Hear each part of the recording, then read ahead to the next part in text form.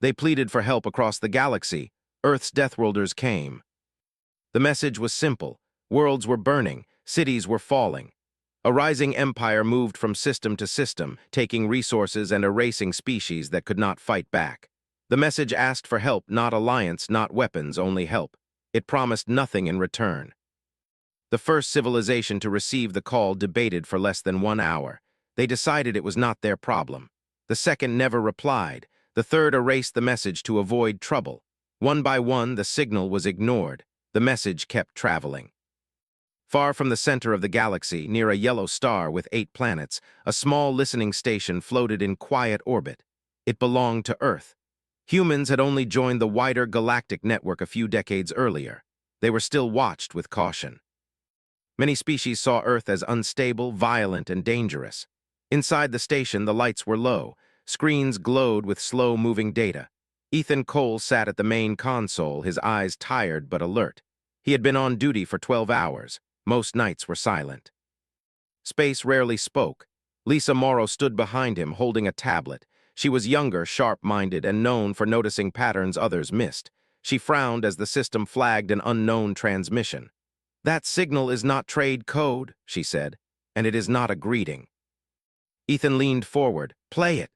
The sound that came through was distorted and uneven. Voices overlapped. Some cried. Others spoke in clipped tones, trying to remain calm. The words were translated slowly by the station system. "We ask for help. We are being erased. Our defenses have failed. If anyone hears this, please answer." The room went quiet. Ethan did not speak at first. He listened again, his jaw tight. He had heard many things in space. Threats, demands, lies. This was not any of those. This was fear. Lisa swallowed. "It has been sent for years," she said softly. "They kept broadcasting even after no one answered." Ethan nodded. "Send it to Earth Command." Within minutes, the signal reached the surface of Earth. It spread through layers of review, analysis, and debate. Politicians argued about risk. Economists talked about cost. Diplomats warned about attention from stronger empires. But the message did not sound like politics. It sounded like people dying.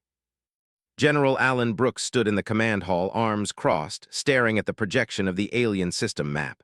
Red markers showed lost worlds. Gray zones marked dead space. "If we go," one advisor said, "we will be noticed." "We are already noticed," Brooks replied. "They will see us as a threat." Brooks looked around the room. "We are a threat. That is not new." Dr. Claire Benson stepped forward. She was a xenobiologist, calm and precise.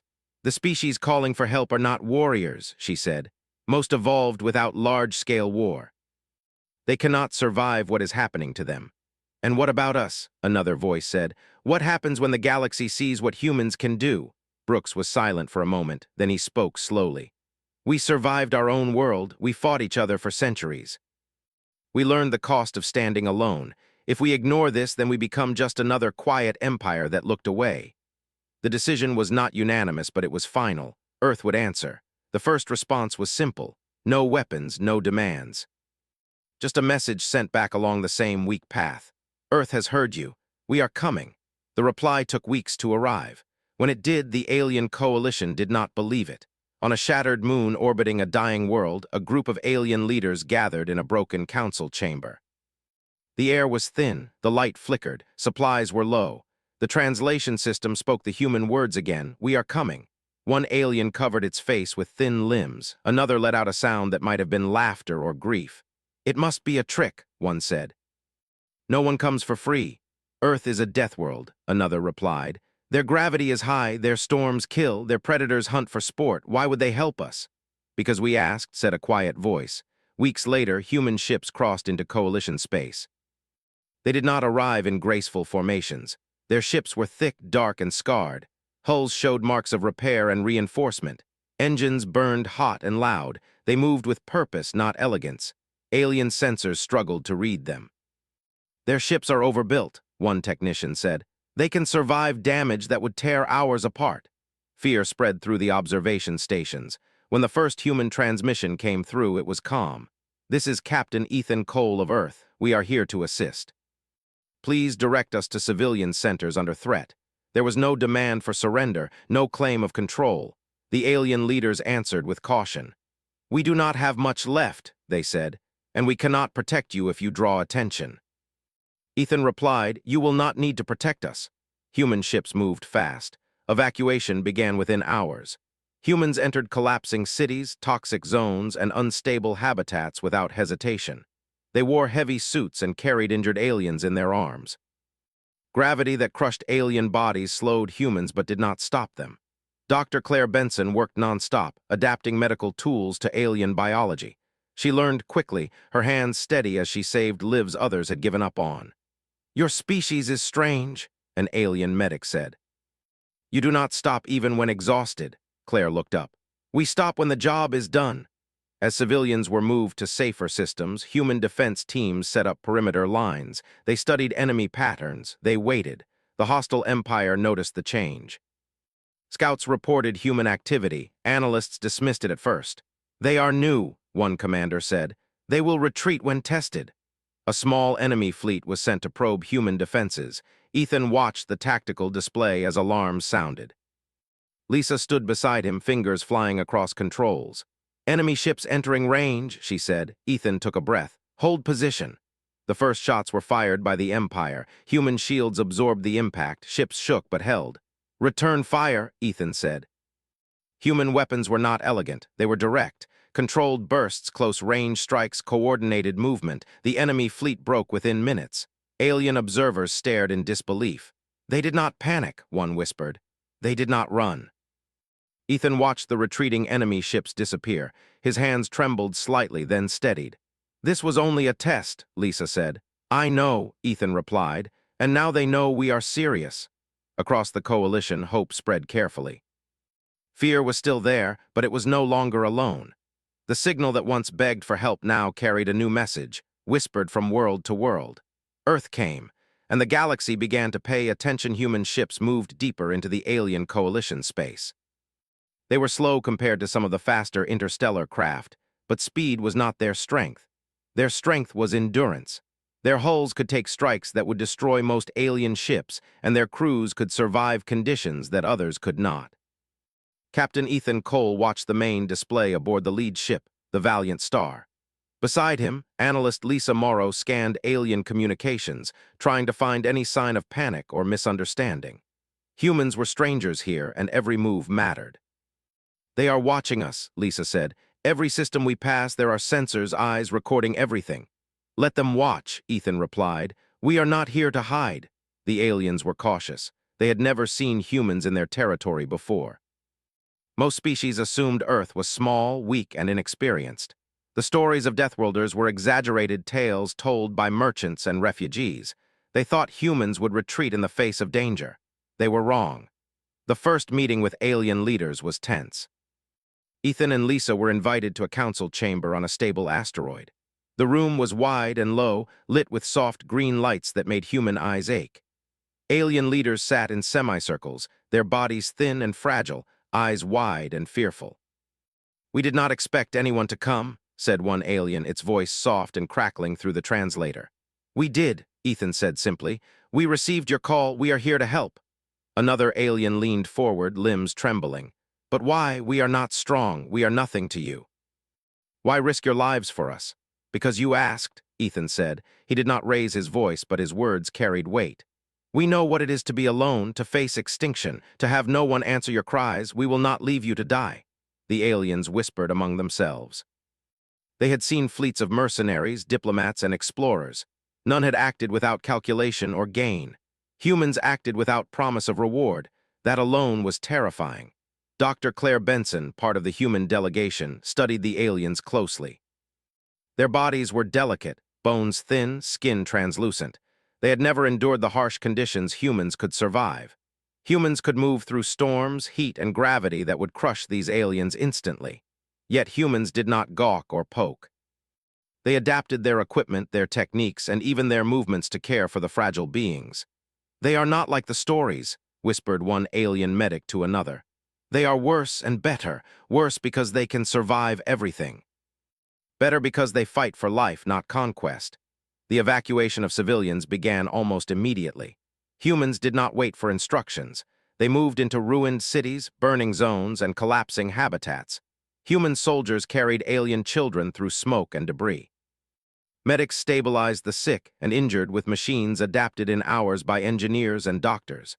Pilot Amy Carter led transport runs between evacuation points. Her ship was small but reinforced, with armor that could take multiple hits and engines that could push past safe limits. She maneuvered through falling debris and enemy fire, landing in zones that aliens refused to enter. She did not panic. She did not hesitate. Each successful run filled the aliens with awe and fear. On the front lines, Commander Jake Miller coordinated security. He and his teams built perimeter shields, placed defenses in impossible locations, and taught alien volunteers how to move safely in battle zones. The aliens watched and learned, sometimes mimicking humans exactly, other times trying to adapt in ways that slowed them. "Why don't they retreat?" one alien whispered as he observed human teams carrying supplies under bombardment. "Why do they risk everything?" Ethan smiled faintly when he overheard. "We do what is right, not what is safe," he said. The hostile empire noticed human movements. Small reconnaissance ships reported unusual activity. Humans were too bold, too effective, and too unpredictable. The Empire's commanders assumed humans would panic or withdraw as other species did. They sent a fleet to probe human defenses. It was small, meant only to test limits. Ethan watched the display. The fleet approached cautiously, expecting hesitation. Human ships held their positions, shields activated, weapons systems aimed directly at the enemy. The first shots rang out. Alien observers saw humans fight differently. Humans did not rely on fast maneuvers or elegant attacks.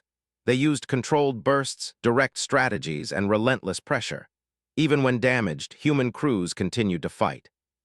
Ships continued to hold formation even when the enemy struck harder than expected. Within minutes, the enemy fleet faltered. Reports of retreat came from every sensor. Alien leaders whispered among themselves, astonished. "They did not panic," said one. "They did not run." "They are nothing like the stories," another said. "They are Deathworlders." Humans did not pursue, they did not celebrate. Ethan ordered a quiet withdrawal to safer positions. Humans were there to protect, not to humiliate. The aliens learned that lesson quickly. Humans fought for life, not pride. Later, Dr. Claire Benson worked in a field clinic, adapting alien medical devices. She saved dozens of lives in one night, using techniques developed in human war zones. She trained alien medics, explaining how to handle wounds and stress in ways their species had never considered. "Your species is strong in ways we cannot imagine," an alien nurse said. "We survive," Claire said simply. "We fight for others because we remember what it is to be weak and alone." As humans continued their work, alien morale slowly began to rise. Systems that were abandoned were partially rebuilt. Civilians began to hope. Scientists who had given up on research started working again. Children played cautiously, feeling safer in human presence than they had in months. Ethan walked through the evacuation center, watching humans and aliens work together. He stopped near a group of alien children, teaching them how to communicate with humans using simple gestures and words. One small alien girl looked at him and whispered, "Thank you." Ethan knelt slightly. "We do not do it for thanks," he said. "We do it because it is right." Meanwhile, enemy forces regrouped. They had not expected humans. Reports described human ships as heavily armored, dangerous, and unpredictable. Enemy leaders underestimated humans at their own cost. In the following days, humans continued to set up safe zones. They reinforced structures, trained alien volunteers, and planned defenses for future attacks. Every move was careful but bold. They adapted quickly to new conditions, using knowledge gained from Earth's own harsh landscapes. Pilot Amy Carter flew one dangerous mission to deliver food and medicine to a colony under siege. Explosions shook her ship, and warning alarms blared. Yet she kept control, following a path only humans could survive. Alien leaders on the ground watched from shelters, speechless. "They are like no one else," said one elder alien. "They come into danger not to fight, but to save." In command rooms, Ethan and Lisa planned the next steps. They studied enemy tactics, alien geography, and evacuation priorities. Humans moved deliberately. Every choice was calculated, but risk was accepted because humans knew it was necessary. Human engineers adapted alien weapons to human standards, combining technology in ways that no other species would try. Systems that were considered fragile became strong. Shields that failed against gravity or heat were reinforced. Humans used what others feared to survive. The first formal meeting with the Alien Council was scheduled. Aliens still feared humans, but curiosity overcame terror. They wanted to know why humans would risk everything for strangers. Ethan entered the chamber calmly. Lisa followed. The alien leaders bowed slightly in their way of respect. "We are here to protect and assist," Ethan said. "We will fight if we must, but we hope that our presence alone can keep your people alive." One alien spoke for the council. "We have seen your courage, your strength, and your care. We do not understand it fully, but we are grateful. Many of our worlds still live because of you." "Then we have done what we were meant to do," Ethan replied. "There is more work ahead, and we will face it together." Outside the chamber, human and alien medics continued training. Civilians moved between shelters. Engineers repaired equipment. The galaxy watched quietly, slowly realizing that humans were not like any other species. They were Deathworlders, yes, but they were also saviors. Enemy scouts reported these developments back to the Empire. They described humans not as diplomats, not as conquerors, but as dangerous predators with a strange code of honor. The Empire prepared to test human resolve, expecting them to falter. They would be wrong. Human presence changed the coalition space. Alien morale improved. Systems were reinforced. Life returned to worlds that had been silent for years. Hope, fragile and new, began to grow where none had survived before. Ethan stood on the observation deck of the Valiant Star, looking out at the alien system. Stars shone cold and distant, but humanity's ships were steady in the darkness. Lisa joined him, holding her tablet. "We have done a lot," she said quietly. "And there is more to do," Ethan replied. "But the first step is always the hardest." The aliens whispered among themselves, watching humans move like shadows across dying worlds. They began to understand that humans did not fight because they had no fear. They fought because fear did not stop them. And slowly, across the shattered coalition, a message spread. When humans came, even the weakest could survive. The enemy empire had noticed the humans. Reports came quickly to their command stations. A small fleet had tested the humans and retreated in confusion. The commanders of the empire were not used to fear or hesitation. They had never seen a species that did not panic. "They are strong," said one officer, pacing. "Too strong for their size. Their ships are crude but lethal. Their soldiers, they do not fear death." Another replied, "It is impossible. All species flee when faced with superior force. All species except them." The decision was made. The Empire would test humanity further. They sent a larger force, more ships, more weapons, more power. The humans had never faced the full force of the Empire before. The aliens had warned them to expect danger, but nothing could have prepared anyone for the scale of the threat. Captain Ethan Cole watched the tactical display aboard the Valiant Star. The enemy fleet appeared as red blips across the system map, moving in formation, ready to strike. He did not flinch. Lisa Morrow stood beside him, fingers dancing across controls. Her mind worked faster than any computer on the ship. "Enemy closing in," Lisa said. "They are moving in a three-pronged attack. Heavy weapons up front, scouts on the flanks, reinforcements behind." Ethan nodded. "Hold your positions, let them come. We fight when necessary." The first strike came at dawn, the pale light of the local star illuminating the battlefield. Enemy ships fired long-range beams, tearing through space between them and human defenses. Explosions shook the ships, alarms blared, but human crews held steady.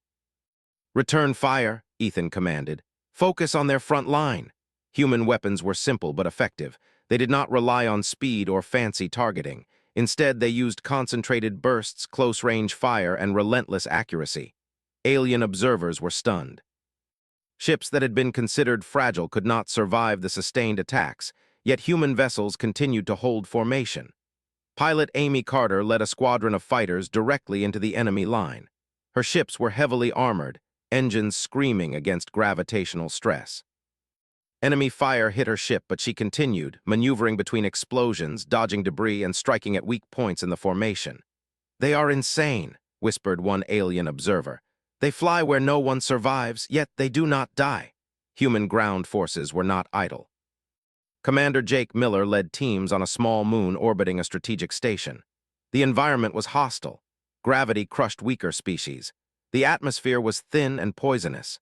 Yet humans moved like shadows, carrying heavy weapons, repairing structures, and evacuating civilians. "Move faster," Jake shouted. "We hold them here or civilians die." Engineer Paul Harris worked on damaged defenses, welding, rerouting power, and keeping systems online far past safe limits. Explosions rocked the ground beneath him, yet he did not stop. The humans had learned to endure, to continue, to survive in conditions that would kill any other species. The aliens began to change. They mimicked human tactics, learning courage, endurance, and discipline. No longer did they flee at the first sign of danger. They followed human instructions, learning how to survive in ways they never imagined possible. The battle lasted hours. Human forces did not retreat, even as enemy fire intensified. Ships were damaged, shields cracked, and soldiers injured, yet they pressed forward. They moved with purpose, not recklessness. They accepted risk because the lives of others depended on them. "We cannot hold them forever," an alien officer whispered. "But these humans, they might." The enemy commander grew frustrated. "They are supposed to run. They are supposed to retreat. Why do they fight?" "Because they are humans," one scout replied, "and humans do not flee." The humans began to counterattack. Concentrated fire broke enemy lines. The Empire's ships were forced to change formation, scattering under relentless human pressure. Even with superior numbers and technology, the enemy could not predict human strategy. They could not anticipate the human willingness to endure. On the ground, Jake Miller's teams executed daring maneuvers. They used terrain that the aliens could not survive in, forcing enemy squads into traps. Heavy gravity zones, acid rains, and unstable rocks became weapons in human hands. Alien allies began to follow their lead, fighting with courage they had never shown before. Pilot Amy Carter executed another dangerous maneuver. Her engines were screaming, the ship battered, yet she pushed forward, breaking through enemy lines to deliver critical supplies to a trapped colony. Alien civilians watched, disbelief written across their faces. "They are not soldiers in the normal sense," one elder alien said. "They are hunters of survival. They do not fight for glory, they fight so others live." Dr. Claire Benson worked in a field hospital, treating alien and human wounded alike. She adapted human medicine to alien biology, creating techniques in real time. Her calm demeanor reassured terrified patients, while her skills saved lives that had been thought lost. "You are remarkable," whispered an alien nurse as Claire adjusted a device to stabilize a patient. "We do what is necessary," Claire said. "We do not have time to worry about fear." The battle raged for days. The Empire sent wave after wave of attacks, expecting humans to collapse. Each time humans held, each time they adapted, each time they protected civilians and allies. Alien morale soared, inspired by humans who refused to yield. Ethan Cole walked the command deck, observing the chaos. He made decisions calmly, each one calculated. He knew human endurance could turn the tide, and he used it. "Prepare counterattack," he said. "Focus on enemy reinforcements. Do not lose any more civilians." Lisa Morrow typed rapidly, calculating enemy movements. "They will strike from the left flank in 30 seconds. We can intercept with concentrated fire from these positions." "Do it," Ethan said. "Let them learn that we do not retreat." Human ships moved with precision. They struck weak points in the enemy formation. Shields failed, engines burned, and fleets scattered. The Empire had never expected this level of coordination. Alien observers watched as humans combined strategy, endurance, and fearlessness. "They are not invincible," one alien said, "but they are unstoppable in ways we cannot understand." On the ground, Jake Miller led a final push to secure the last evacuation point. Civilians were loaded onto transports, shields erected, and the enemy forced back. Human soldiers held positions long past exhaustion. Wounds went untreated for hours, yet they did not falter. Their purpose was clear: protect life, no matter the cost. Pilot Amy Carter executed one final run, taking heavy fire to deliver critical supplies to a beleaguered outpost. Her ship was scorched, engines failing, yet she completed the mission. Alien children watched her land safely, their faces full of awe. As the battle ended, the Empire retreated. Enemy forces pulled back, shocked and humiliated. They had underestimated humans, they had expected fear, they had expected retreat. They found neither. Across the coalition, the mood changed. Hope replaced despair. Alien systems began to recover. Civilians returned to shelters. Scientists began their work again. Engineers rebuilt damaged infrastructure. The smallest acts of survival became symbols of resistance. Ethan Cole addressed his crew. "We have not won the war," he said. "The enemy will return, but today we showed that fear does not control us. We fight to protect life. That is our strength." Dr. Claire Benson walked through the field hospital, checking on patients. "We saved lives today," she said. "That is what matters." Pilot Amy Carter cleaned her ship, exhausted but satisfied. "They will think twice before attacking humans again," she said to a fellow pilot. Commander Jake Miller watched alien civilians leave the battlefield. "They learned courage," he said, "because we showed them what it means to survive." Across the galaxy, the story of humans began to spread. Small messages traveled faster than ships. Humans are different. Humans do not flee. Humans fight for life even when death seems certain. The enemy empire prepared for the next encounter, but fear had entered their command. Humans were unpredictable. Humans were dangerous. Humans were alive in ways no one expected. Ethan stood on the observation deck of the Valiant Star, looking out at the stars. Battle smoke and debris filled the void, yet he felt calm. "This is only the beginning," Lisa said beside him. "Then we fight the beginning," Ethan replied. "We fight so others can live," and across the coalition hope grew. Humans were not conquerors, not diplomats, not mercenaries. They were Deathworlders who came when no one else would. They were alive, unstoppable, and the galaxy would remember the enemy empire was furious. Small attacks had failed. Larger fleets had been repelled. Their scouts returned with reports of humans holding positions thought impossible. Commanders were no longer confident. Humans were not only alive, but they were learning, adapting, and teaching others to fight alongside them. "We must crush them," one officer said, pacing. "They are spreading hope. They are turning weak species against us. If we allow this, we lose control of the coalition." "But their forces are strange," another replied. "They survive conditions no one else can. They endure damage that would destroy other fleets. Their soldiers move in ways we do not understand." The Empire decided on a full-scale invasion. Fleets larger than ever before were deployed. Armies moved across planets and moons. The goal was simple: destroy humans and the aliens they protected, or force them to retreat. Captain Ethan Cole received word of the invasion while aboard the Valiant Star. His crew was tense but trained. They had faced enemy attacks before, but never of this scale. "Prepare all ships for immediate deployment," Ethan ordered. "We defend civilians first. Then we fight the enemy." Lisa Morrow typed rapidly, calculating enemy approach vectors. "They are moving in 3 main groups: heavy assault, bombardment fleets, and landing forces. They intend to crush everything in one push." "Then we will meet them head-on," Ethan said calmly. "We will show them what Deathworlders do." Human ships spread across the system, taking positions near key planets and moons. Defensive perimeters were established using both advanced technology and human ingenuity. Shields were reinforced beyond recommended limits, weapons were concentrated on likely attack points, and traps were set in orbit and on planetary surfaces. Pilot Amy Carter led a squadron into the first engagement. Enemy ships charged, firing with precision, expecting humans to falter. Amy's squadron moved unpredictably, weaving through asteroid fields, dodging beams, and returning fire with careful bursts.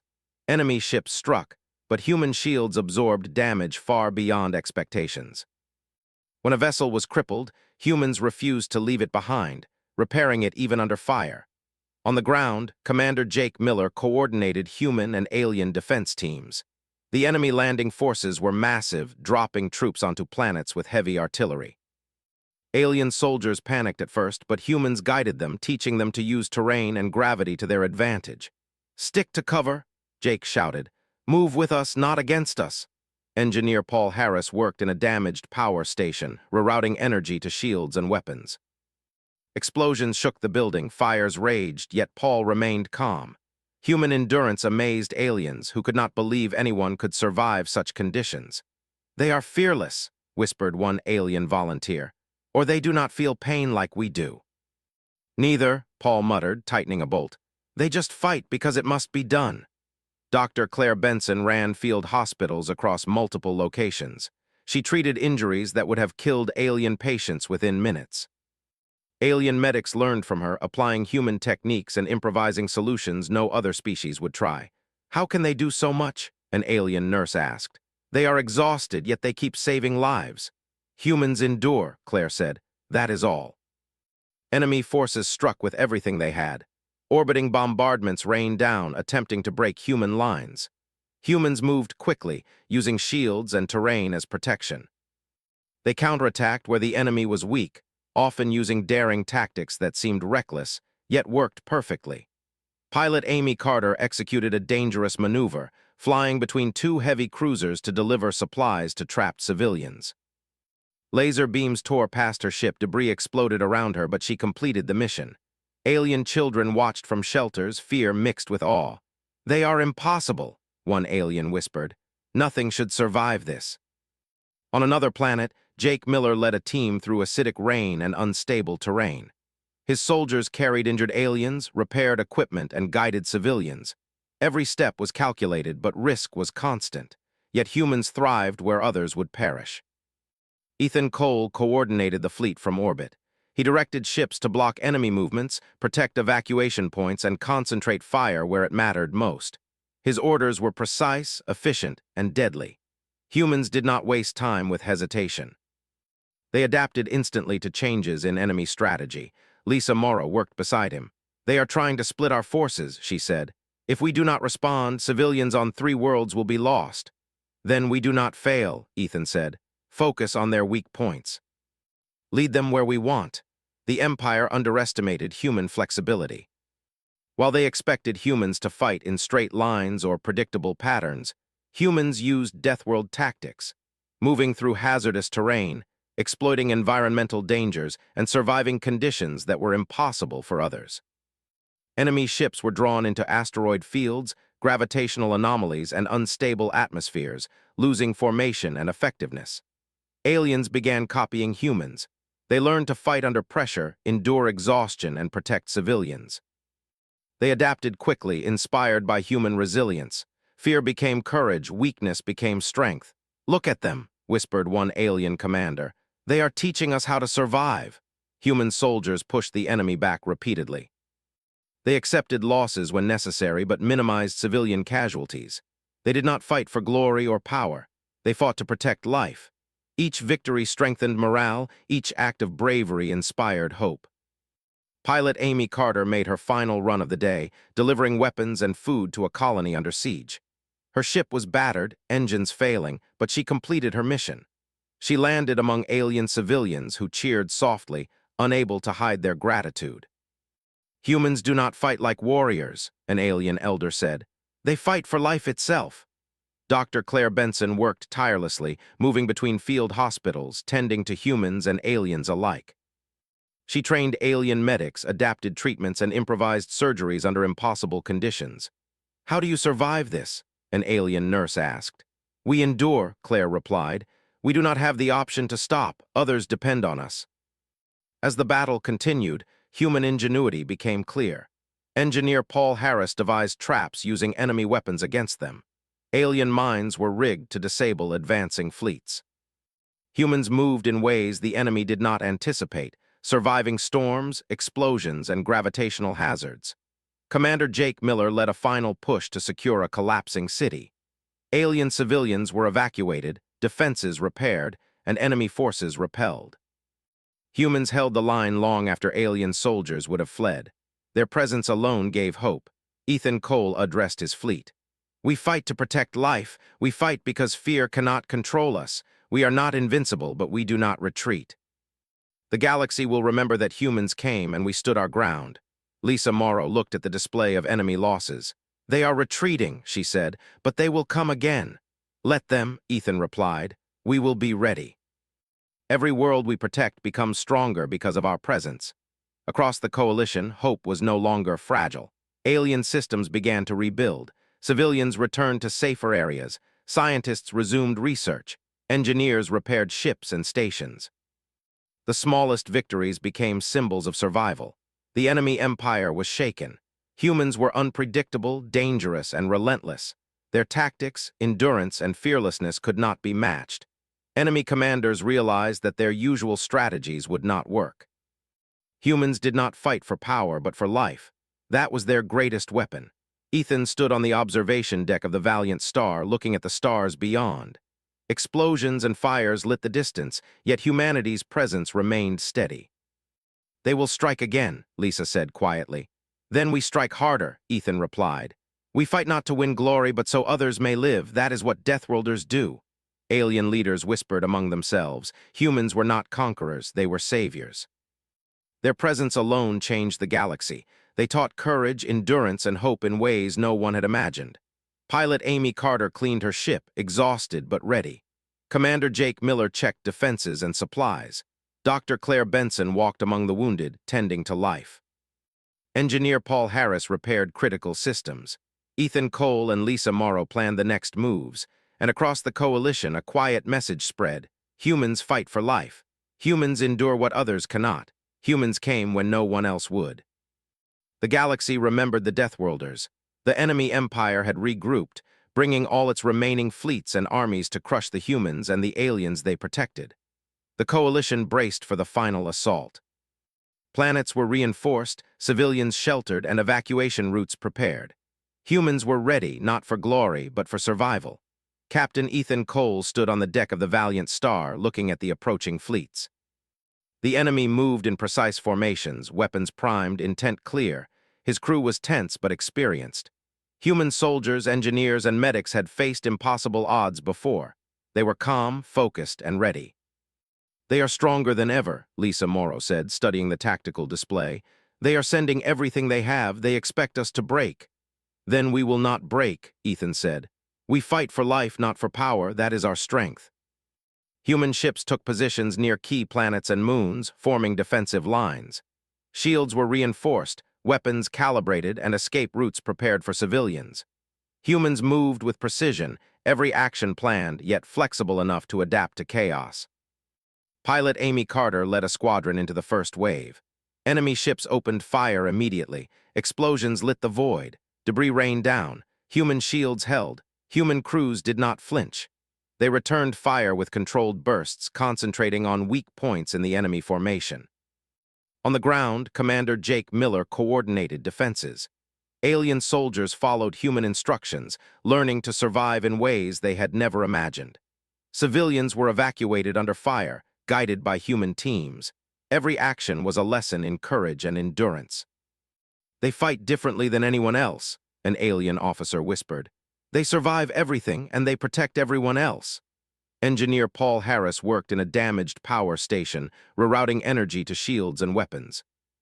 Explosions shook the facility, fires spread, yet he remained calm. Every repair, every calculation kept the human lines alive. "We cannot fail," Paul muttered to himself. "Others depend on us." Dr. Claire Benson moved between field hospitals, treating humans and aliens alike. She improvised surgeries, stabilized critical patients, and trained alien medics to work under extreme conditions. "You do not stop," an alien nurse said. "How can you endure this?" "We endure because we must," Claire replied. "Life is worth the effort." The enemy unleashed its heaviest bombardments. Planets shook under fire, structures collapsed, and civilians ran for shelter. Human forces held. They used Deathworld tactics, moving through hazardous terrain, exploiting environmental dangers, and surviving conditions that would kill others. Pilot Amy Carter executed daring maneuvers, weaving through enemy fire to deliver critical supplies and weapons to trapped colonies. Explosions rocked her ship, alarms blared, yet she completed her mission. Alien children watched, their fear replaced by awe. On the battlefield, Jake Miller led the final push to secure a strategic city. Humans moved with precision, teaching aliens to fight under pressure, endure exhaustion, and protect civilians. Each victory strengthened morale, each act of courage inspired hope. Ethan Cole coordinated the fleet from orbit. He directed ships to block enemy movements, protect evacuation points, and strike vulnerable targets. Human strategy was simple but effective: protect life, adapt to chaos, and fight with endurance. Lisa Morrow monitored enemy movements. "Their reinforcements are splitting into multiple routes. If we act now, we can cut them off." "Do it," Ethan said. "Focus on weak points. Lead them where we want." Human ships moved with deadly precision. They drew enemy fleets into asteroid fields, unstable atmospheres, and gravitational hazards. Enemy formations broke. Their technology could not anticipate human adaptability. They suffered heavy losses. On the ground, human and alien forces pushed back enemy troops. Civilians were evacuated. Damaged equipment was repaired in real time. Humans worked tirelessly, their presence alone inspiring courage. Alien soldiers began to fight with confidence, following human tactics, enduring what they could not before. "We are learning," an alien officer said. "Humans are teaching us survival." Pilot Amy Carter made her final run, delivering life-saving supplies to a trapped outpost. Her ship was battered, engines failing, yet she completed the mission. Alien civilians watched, silent and grateful. Dr. Claire Benson tended to the wounded, her hands steady despite exhaustion. Alien medics assisted, applying human techniques. Every patient saved was a victory. Engineer Paul Harris continued to repair critical systems, rerouting power under fire, improvising solutions where none seemed possible. Human endurance became the backbone of the coalition's defense. Commander Jake Miller led a coordinated strike against enemy command positions. Enemy troops faltered under human tactics. Humans did not fight for glory, they fought for life. Every successful maneuver, every saved civilian reinforced that lesson. Ethan Cole addressed the fleet. "We have defended these worlds, we have saved lives. The enemy may retreat or attack again, but we have shown them that fear does not control us. We fight because others must live. That is our strength. That is who we are." The enemy empire began to retreat. Fleets that had once been confident faltered. Commanders questioned their strategy. Humans were not predictable. Humans were dangerous. Humans did not fight for power, they fought for life itself. Across the coalition, hope became strong. Systems once abandoned were rebuilt. Civilians returned to safer areas. Scientists resumed research. Engineers repaired ships and infrastructure. The galaxy began to see humans not as conquerors, not as diplomats, but as saviors. Pilot Amy Carter cleaned her ship, exhausted but satisfied. Commander Jake Miller checked defenses, ensuring every planet and colony was secure. Dr. Claire Benson walked among the wounded, tending to life. Engineer Paul Harris repaired critical systems, ensuring survival. Ethan Cole and Lisa Morrow planned the next moves, calm and focused. The aliens gathered to honor humans. They did not call them heroes, they called them saviors, protectors, and teachers. Humans had risked everything, faced impossible odds, and survived. They had taught courage, endurance, and hope in ways no one had imagined. "We owe them our lives," whispered one alien elder. "They are not like anyone else." Humans did not stay long. They had completed their mission. Civilians were safe. Infrastructure was stabilized. Fleets were repaired. Humans did not seek reward, territory, or power. They left behind defenses, training, and hope. Captain Ethan Cole addressed the alien leaders one final time. "We came because you called. We do not rule. We do not conquer. We protect. That is all we ask. Remember that. Survive, grow, and teach others to help those in need." Alien leaders nodded, tears in their eyes. They had seen humanity in action. They had felt the courage, endurance, and care of a species born on a harsh world. They would never forget. Human ships departed the coalition systems. Stars passed by as they traveled home. Across the galaxy, messages spread. Humans fight for life, humans endure what others cannot, humans come when no one else will. Back on Earth, Ethan Cole and his crew were honored quietly. There was no celebration. Humans did not seek fame. They had answered a call, saved lives, and returned home. That was enough. Dr. Claire Benson tended to injured crew members, her calm presence a reminder that survival and care mattered more than glory. Pilot Amy Carter repaired her ship, ready for the next mission if needed. Commander Jake Miller debriefed soldiers and alien volunteers, ensuring that lessons were remembered. Engineer Paul Harris recorded repairs and innovations, leaving knowledge behind. The galaxy remembered humans. They were Deathworlders, yes, but also saviors. They fought not for power, not for glory, but for life itself. And every species that survived knew that when humans came, even the weakest could endure. Ethan Cole stood on the observation deck, looking at the stars. The battle was over, but humanity's legacy had begun. He turned to Lisa Morrow. "They will not forget us," he said quietly. "No," Lisa replied, "and neither will we forget them." As human ships left coalition space, the galaxy whispered their story. When no one else answered, humans came. When hope seemed lost, humans fought. And from that day forward, every species remembered the Deathworlders who protected life across the stars. Humans did not stay to rule. They did not stay to conquer. They left behind what mattered most: hope, courage, and the knowledge that even the smallest voice calling for help could be answered. And the galaxy was changed forever.